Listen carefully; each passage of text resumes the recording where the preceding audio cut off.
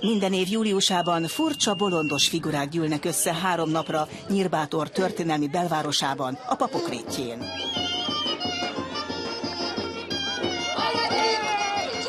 Isten hozta önöket a 23. Szárnyas Sárkány Fesztiválon, Magyarország egyetlen utcaszínház dzsemborián.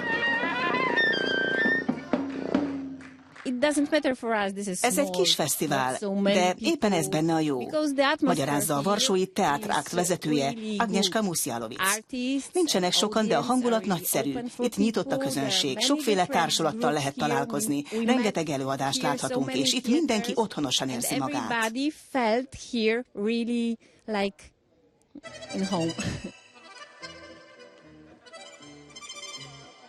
Az idei fesztivál egyik legnagyobb sztárja éppen a legkisebb volt, a Mikropódium. Lénárt András bábművész a vietnámi Vízi Bábszínház és az indonéz árnyáték technikáit ötvözve alakította ki egyedi stílusát.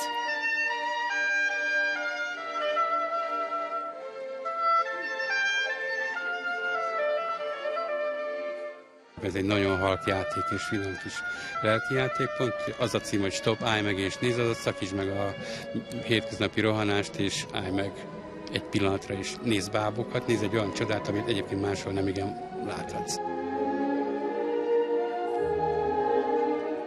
Kecses balerinája Argentínától Kanadán át Kínáig már több mint 280 fesztivál közönségét varázsolta el, kicsiket és nagyokat egyaránt. Idén több mint 50 különleges utcaszínházi előadás közül válogathattak a kölykök és az örök gyerekek.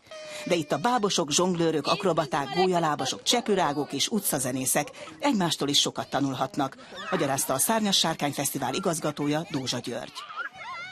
Ez egy nagy szakmai találkozó.